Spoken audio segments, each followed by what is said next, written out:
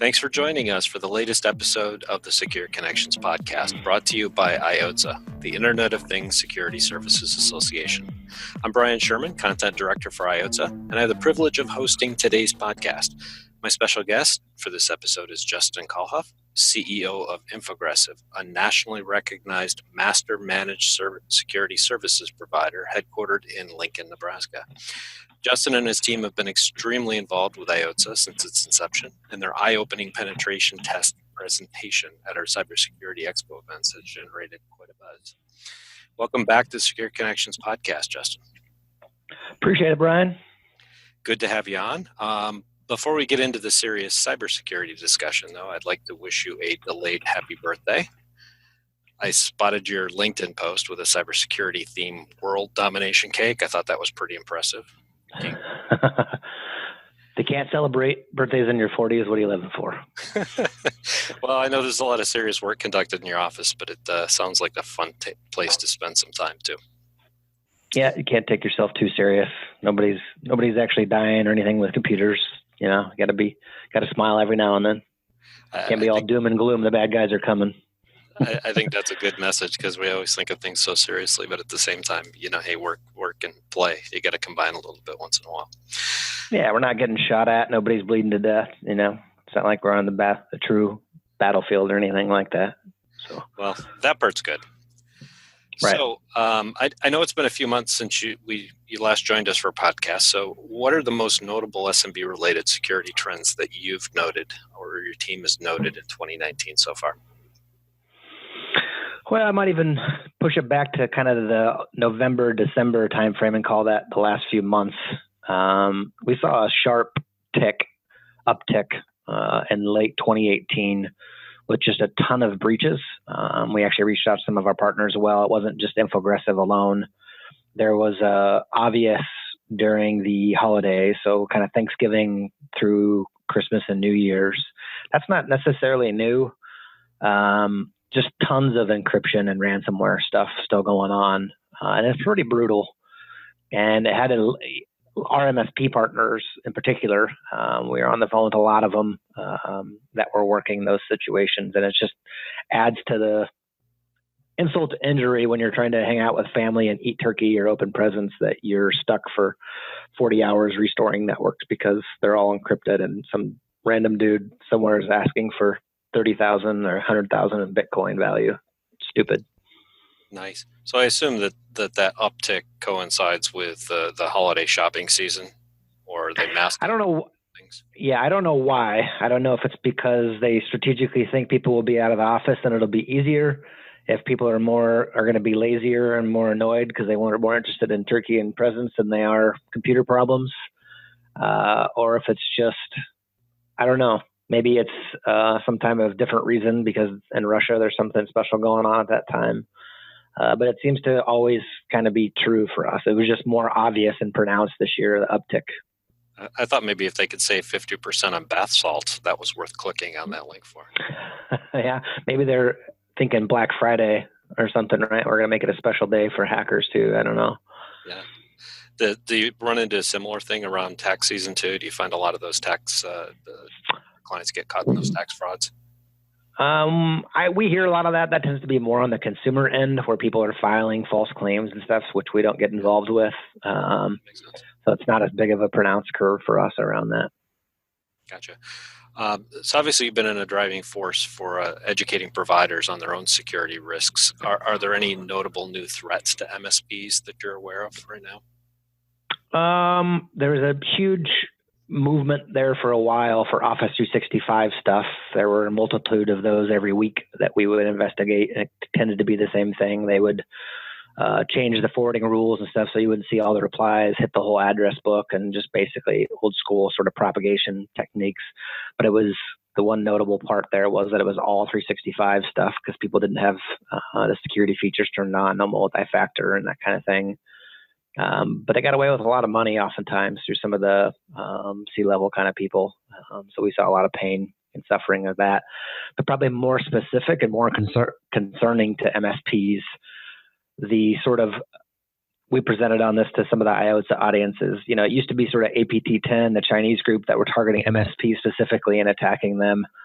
That has grown, and there are new reports of MSPs explicitly targeted due to their access.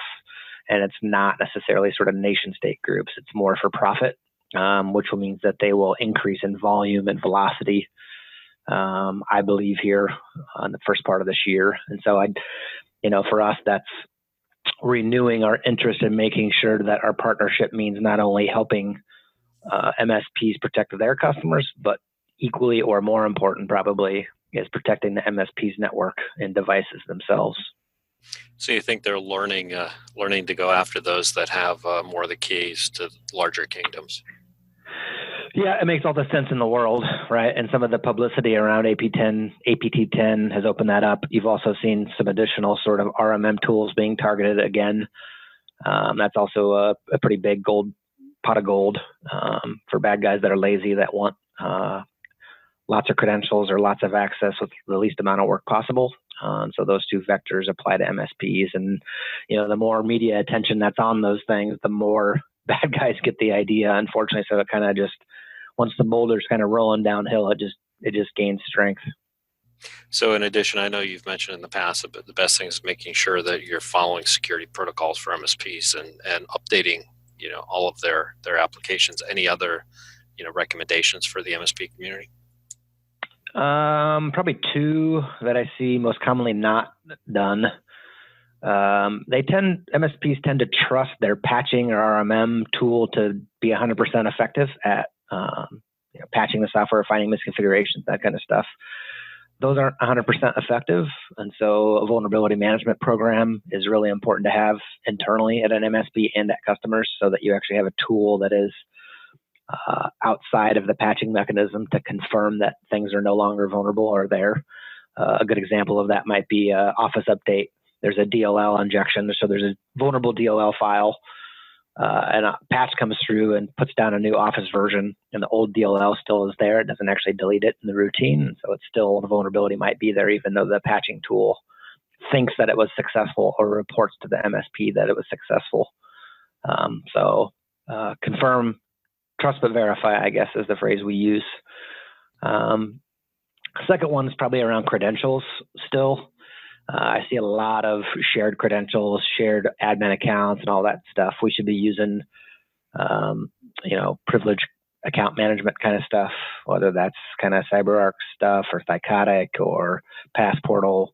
All of those guys have some solutions that solve some of those problems, or make credentials are everything, right? And that's one of the ways that the reason the MSPs are targeted.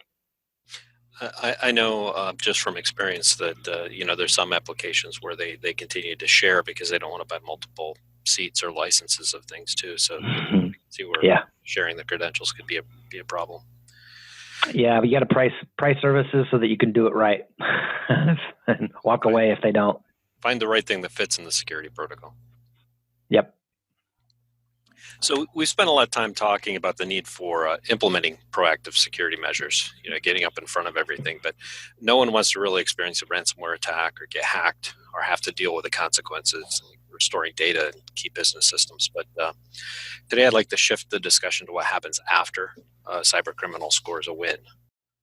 So what are the top priorities for MSPs once they hear one of their clients has experienced a cybersecurity related incident? For me, I call it apply the tourniquet. In other words, try to stop the massive, catastrophic bleeding points.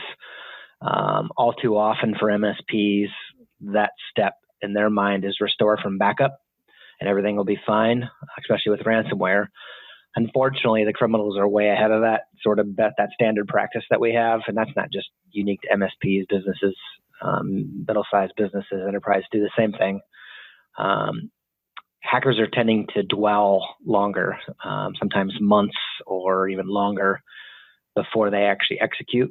And so that when you restore from backup, nobody's probably restoring from 3 months ago, right? They're restoring from the day before. And so the criminals will still have access. Oftentimes, I think the most recent statistic that I saw, it's less than 24 hours on average that a bad guy pivots off of the machine that they land on, meaning they gain access or a foothold on other machines. And so more often than not, what the MSP thinks is the patient zero or the only patient that's sick, they're likely accessing other machines and backdoors that are elsewhere. And so our advice is always bring in professionals that can, because it's intimidating work, trying to work backwards from a breach to find the initial infection vector and to find out, what credentials have been used, what machines are involved. It's pretty complex. Even for me, 12, 13 years into this space, it's intimidating for me to look and think about everywhere that the hacker could have been in hours or days of time. And so I guess the ultimate answer is assume that it's a little bit bigger than the one workstation that you happen to see activity on or one email account that you think has been compromised. It's likely bigger than that if you're seeing noise. So you're referring to more of like a forensics investigation up front, at least preliminary. Yes.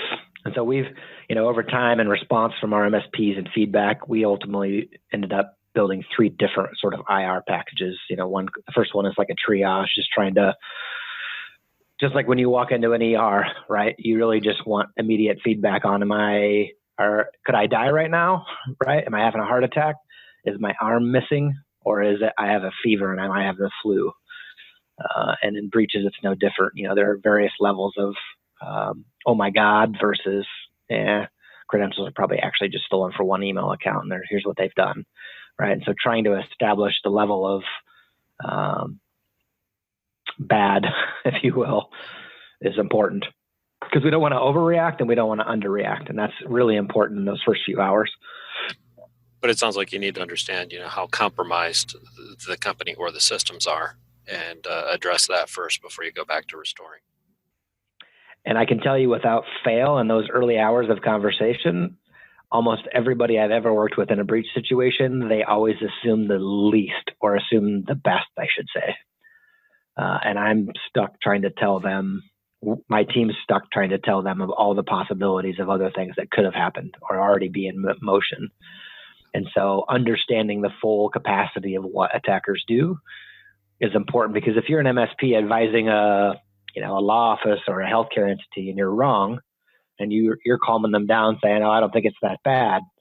And then the worst happens, a follow-on event related to it.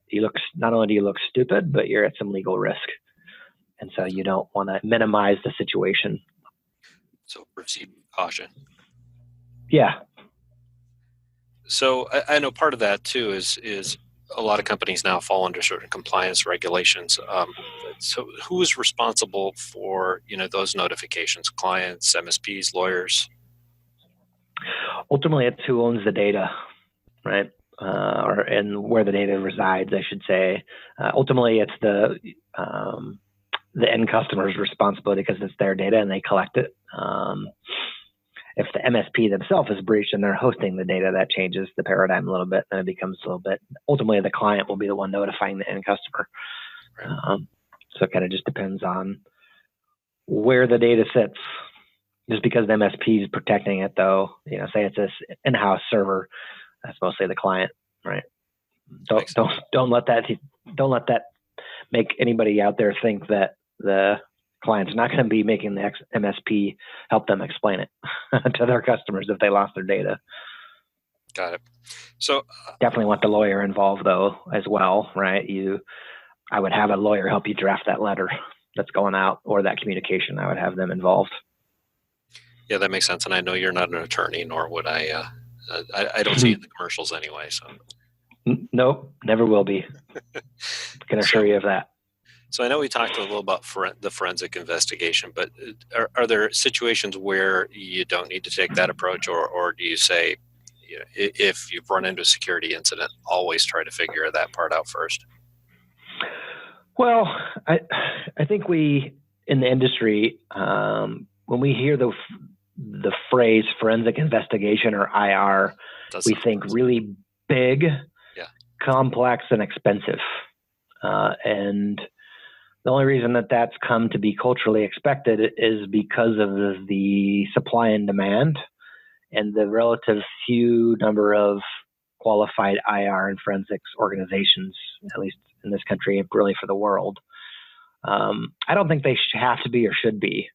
Now, when an organization is completely breached, and when I say completely, right, like domain admin creds, or root has been acquired for the environment, that's kind of game over, and they can kind of do whatever the hell they want then, and that's when you're kind of stuck doing a more comprehensive look at what the hell happened, why they had God mode in this environment.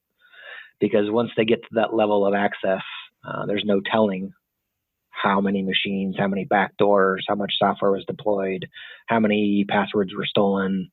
It gets exponentially more complicated. But on the opposite end of that spectrum, if one phishing message to a Office 365 account got sent and they gave up their credentials and it's just a normal user, and if they don't another example of where something simple like that could get bad, if those are the same credentials, they can get into the corporate network with their VPN without multi-factor access or authentication. That's how it can quickly turn into from a simple Office 365 compromise, single credential, to they have access to my whole network through VPN. Right. And so it doesn't take very long to go on that paradigm from not very big deal to really big deal pretty quickly. But to put all that together, what should always happen, in my opinion, is technically proficient people should figure out with a high degree of confidence what the hell happened, how did it happen, how do we stop it in the future from happening again, and what did they do while they had said access. And that's not very easy. Whether we use the word forensics or IR is irrelevant. That technical process should be done every time that something is compromised. So we know whether we have an event or an incident. That makes perfect sense. So let's switch to the strategy of this all. What type of information should MSPs include in their IR plans? And is it safe to assume that MSPs should have their own template for their clients and work from that point? I do think that this is an area of opportunity for MSPs to upsell and cross-sell. I think they should offer every customer sort of an IR, either retainer and process, so that they're pre-communicating what's going to happen if in the unlikely event that something happens. It's kind of like on an airplane, right? They explain who's responsible for the exit rows every time for a reason. I think MSP should follow airplanes methodology around IR, and we should explain it every single time. And even if it generates more questions, that's healthy, because the customer at that point is going to get a little scared. They're going to start to ask more questions. That might be a time to sell more security technology, or to make sure that they actually understand that even with the basic MSP package, they have some holes that they're not investing in, or some technologies or services they're not necessarily investing in. They should have a template for sure. Something that we want to work on more with MSPs is you could call it, I guess, a tabletop exercise or a non-live fire practice scenario, shooting blanks. We see a lot of chaos with MSPs when their customers are in breach scenarios where they don't know what to do. They don't know how to communicate it. They're unsure of which lawyer. Do we involve the lawyer? What do we say? What do we not say? Do we restore? Do we not restore? All of those decisions should not be confusing and should not be deliberated in the event of a breach. Those should be very distinct, well understood. Here's what we will do in these situations. There's always nuances to every incident, so you got to be flexible.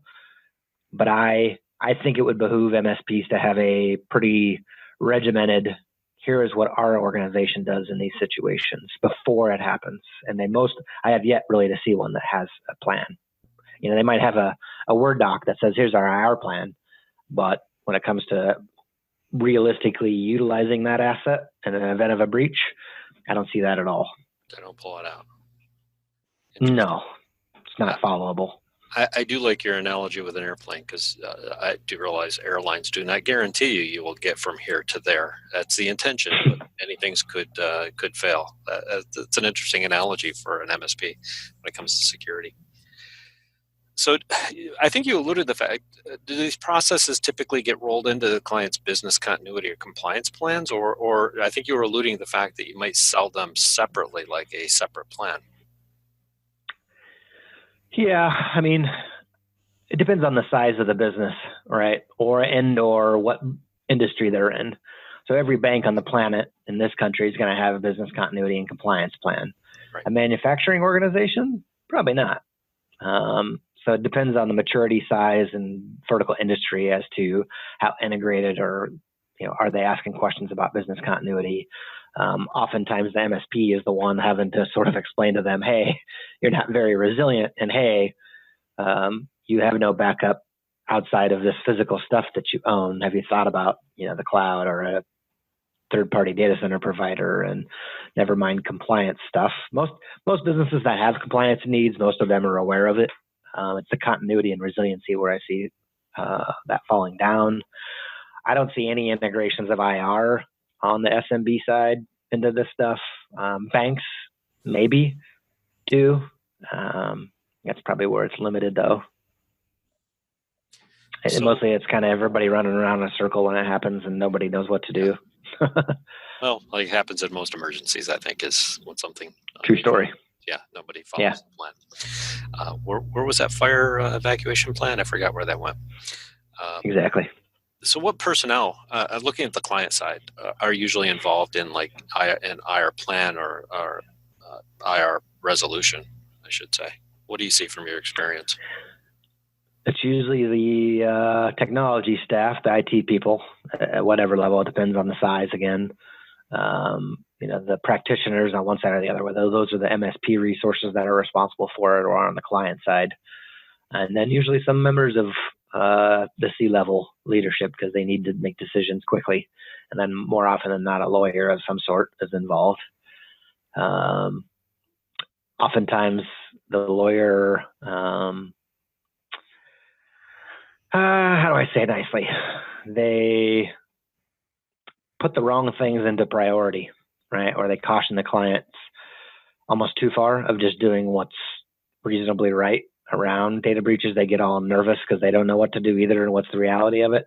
And so their default instinct is to share nothing and to say nothing. I think that actually makes customers more pissed off and more confused. I think there's a certain level of expectation. It's like when you're in an airplane and there's a technical problem. If they don't come over and tell you reasonably what's going on, you just get angry and more scared. I think that's true here too. I do think there's a need to share with some of the client staff, right? Because they sometimes will see mass changes quickly.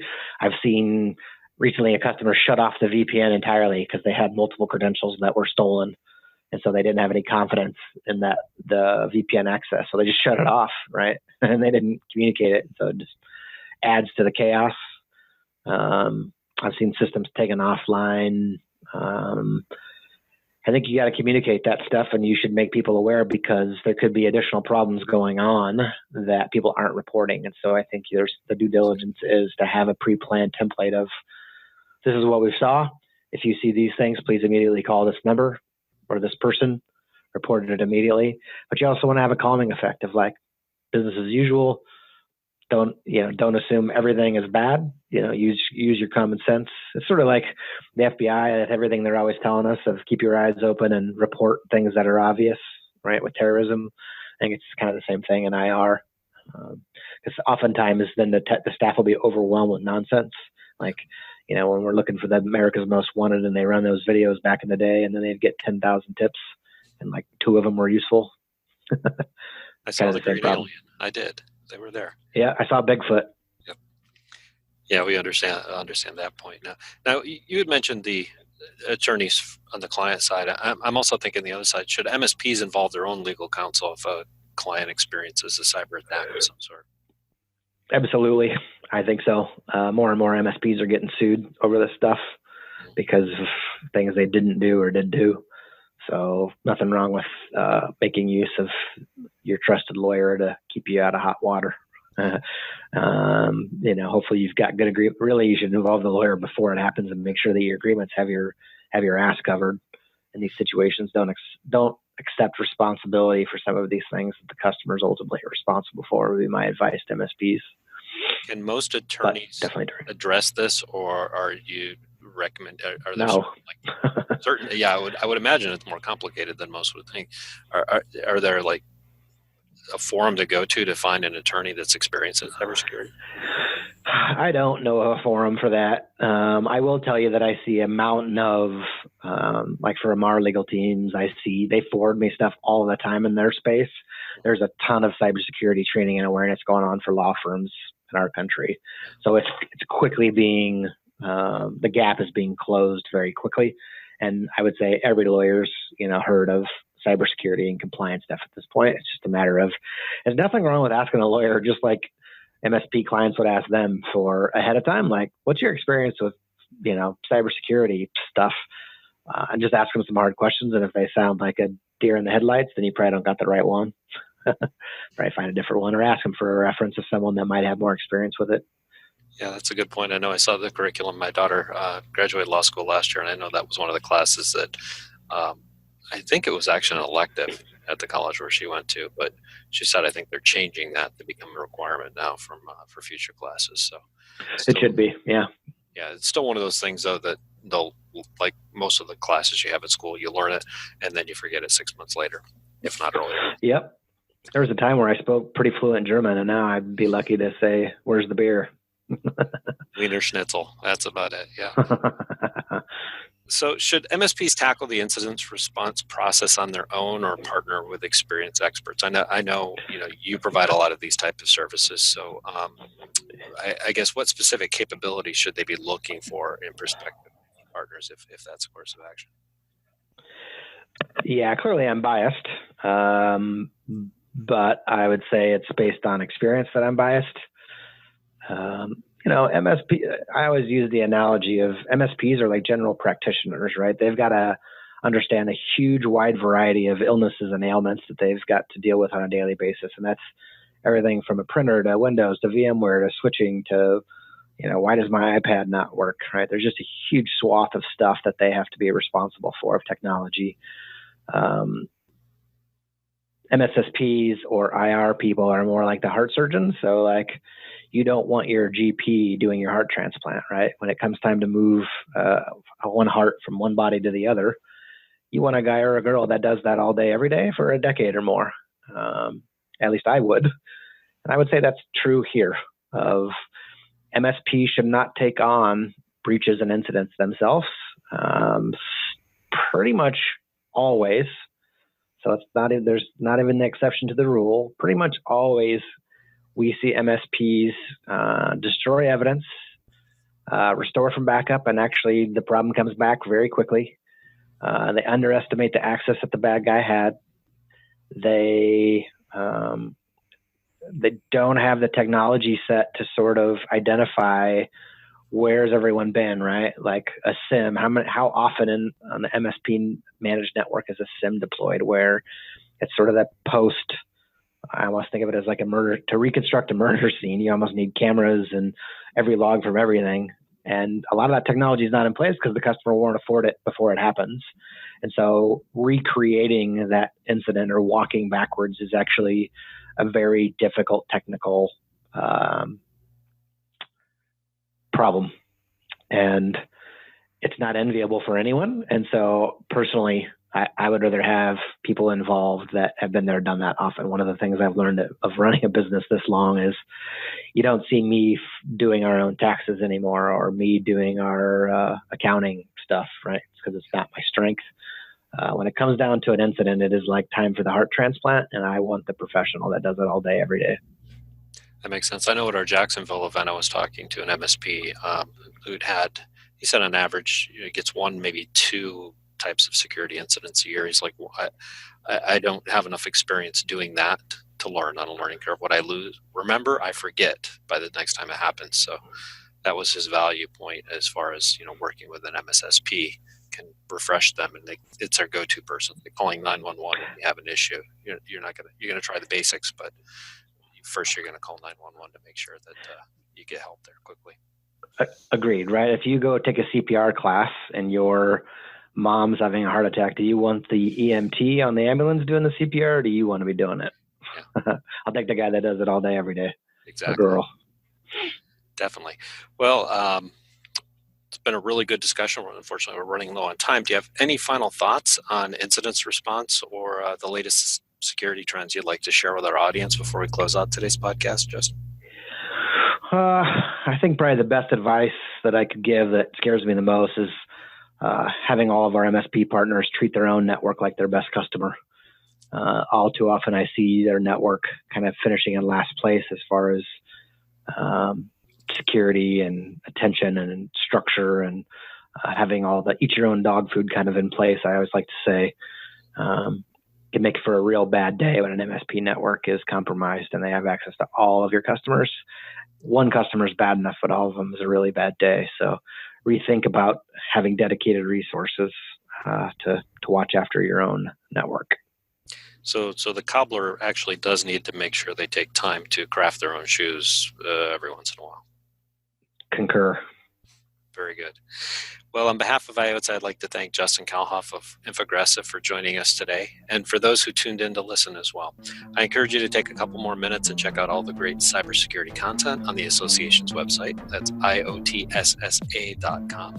Thanks again, and please have a fantastic and secure day.